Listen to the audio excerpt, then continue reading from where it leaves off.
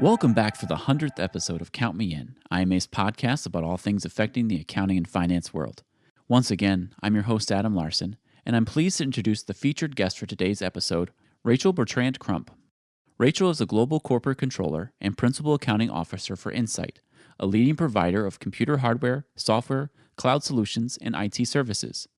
In her conversation with Mitch, she discusses what it means to be a global leader, the importance of culture, and how to develop top leadership talent.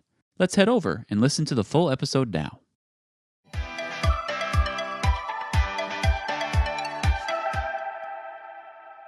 So our conversation today revolves around a leadership article that you wrote earlier this year about being a global leader.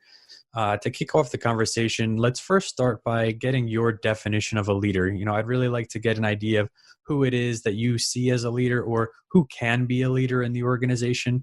And then particularly for this conversation, we're going to focus on global leadership and global organizations. So what does all of that really mean to you? What does that look like? Sure. So to me, my definition of a leader is anyone or someone who's driven to influence a particular outcome. So really, in any organization, that can be anyone who has a passion or a drive around a particular topic or to achieve a particular outcome. So if everyone can be a leader, right, and an organization just isn't what we might do in our 9 to 5 or how we interact during that, work time, I'm a firm believer that we're training our future leaders in all of our organizational units today, in our family units, in our schools, and the volunteer work and everything we do. And those are our future global leaders, global citizens. So it's almost most important that everyone who steps up to lead they're leading where their passion drives them to. I think that the diversity and experience that everyone brings is really what kind of brings out passion in someone, and that's what makes a good leader to me. Well, I really like the fact that you brought up, home and school particular. Just my personal background, I actually come from classroom teaching. Before I started this, I was working with students and coaching. And, I think a big part of that growth in an individual is the leadership that they see on a daily basis. So now from our perspective, obviously more professionally, the organizational culture will certainly shape a leader as well. So I'm curious, how exactly does that happen? And can culture affect an individual's ability to be a leader, particularly globally? I absolutely believe that culture impacts leadership. I think it can propel leadership forward kind of at light speed, if you will. But I also think the wrong culture can stifle would-be leaders, particularly if they have less direct leadership experience and they're looking to step into a leadership role, whether it's, official or unofficial. They can lose confidence if the organization and the culture doesn't embrace diversity and experience. I think that, maybe many decades ago, experience was measured mainly based on days, months, years in a job. And now I think there's a lot more that defines experience based more than just on kind of the time in the seat or the time in the job. And I think it's that, that diversity of experience that really gets about how global organizations can be so effective today. Someone coming into the workforce today and I use myself as an example, went to the same university in Wisconsin, got the same degree I did, a few decades ago. Their experience is actually entirely different than mine. Their context, how they learn, the tools, the office tools with which they learned on, and that puts them at a different starting point than it did me. And that experience, just because, I've been in the workforce and maybe I've learned my tools on the job, doesn't put me, necessarily at an advantage from a leadership perspective over what their experience might have to offer.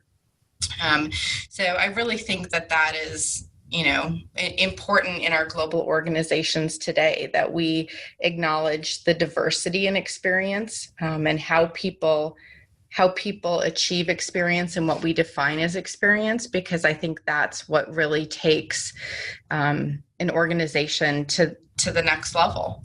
And culture has to embrace that, right? I mean, culture can be a whole nother podcast, right? But, culture really has to embrace diversity and to draw out your future leaders. Because I mean, if we don't train up ourselves, right, we're going to be in a world of hurt. We'll be at a disadvantage as an organization. Well, you certainly make great points. And I think the one thing that I want to emphasize is, there has been a shift in what someone's experience is. You mentioned the time piece of it. And I think a lot of businesses today are recognizing that certain skills certainly differentiate applicants regardless of, how many years they have on the job. But to your other point, culture, it certainly has existing barriers still when it comes to leadership development. And while, there might be a shift in mindset as far as experience and skills and whatnot, what are some of the other barriers that you think are really affecting these organizations, and what is hindering individuals from reaping some leadership development from their organization? So I tend to believe that we ourselves and our unconscious bias is one of our biggest barriers to effective global leadership. We have to think bigger than our own, kind of universe right in the moment. And that can be super fun, mind-blowing, but it can also be, a bit overwhelming. I also think desire and passion have to come naturally. I believe every human, they have it for something in their life, but they have to feel it and want it for it to come out, and kind of break through their own natural barrier. And then, kind of along the same lines, we're our own best advocate and our own worst enemy, maybe. But other barriers, showing compassion and empathy and being vulnerable.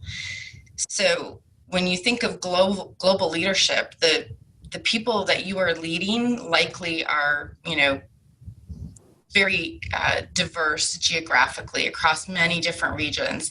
And so you're serving them as a leader, and you're not in their seat. You don't know your day-to-day in your region likely looks very different than their day-to-day in their region. And so really being vulnerable and having that empathetic view for what they, may be going through, I think really makes a difference as to whether you'll be an effective global leader or not. And then, obviously, ideally, these individuals are able to develop their global leadership skills. Organizations recognize, as you said, the unconscious bias, or maybe there are, other avenues to really taking advantage of leadership development for their employees. So what are the ultimate benefits of that? And why should people be so focused on overcoming these barriers, conscious or not? As far as internally, externally, personally, anybody who's involved with the organization, what does strong leadership really do for the organization and its talent? Yeah, for sure. I believe strong leadership builds an organization to be resilient for what's to come in the future of that organization. There's lots of variables in our daily world, particularly in global organizations. So having that strong leadership to build the base of trust, that helps you deliver today and in the future as an organization. Becoming better global citizens with more awareness is really, where strong leadership can help play in. It's interesting as we kind of work through in a day-to-day type of scenario. I believe that, everybody plays a leadership role, and it's almost conversation by conversation. And, you don't always agree 100%. There's not, 100% euphoric kind of level that you get to. But if you have that trust and that strong leadership, you can step back and say, look, I might not agree with where Sally or Fred is going, but they have the best interest of the global organization in mind, the teammates, the shareholders, whatever that organization serves. And I trust them so I can get behind. Might not have been how I would have, kind of set out to do it, would have been my initial response, but because I trust them, I'm going to get behind their idea. And, the more that you have that, the further the organization can go at a faster pace. When you think of a global scale of operations, it's just almost a 24-hour clock, right? And so if you don't kind of have the majority of the teammates and of the organization going after the same kind of outcome, you could really stifle. And so I think that's where strong leadership really comes in, is building that foundation of trust and, getting the whole organization behind a similar objective. I really like that response. And very often we have these leadership conversations. Trust is really the foundation. It's the word that comes up so frequently when we talk about good leadership. So I think that's really important to point out. And like I said, I really like that, being able to, just trust in somebody and listen to what they have to say. So I think that leads us nicely into kind of just this last question I have for you. When you are seeking to build this trust, right? You want to develop leadership. You want to develop the leadership skills of others, really improve the talent within your organization. How can firms go about doing that? What can organizations do so that they are constantly developing leadership at the top, but then also the future leaders of the organization? Yeah, so I think a couple things there. Look around to organizations you want to emulate. And don't just look, at what may be an exact peer organization, because maybe that's your differentiator, right? In your marketplace could be your leadership approach in your organization. And so if you look, just look around and see what you want to be like from a leadership perspective. I would also, on a global basis, consider cultural training. There are business classes at universities around the world that, really will spend a whole semester on cultural training within business. So find one that sounds interesting, reach out to the professor, see if you can bring them into your organization for a day or a few, however that looks. But most important to me is to handle internal development. Look for your leaders internally.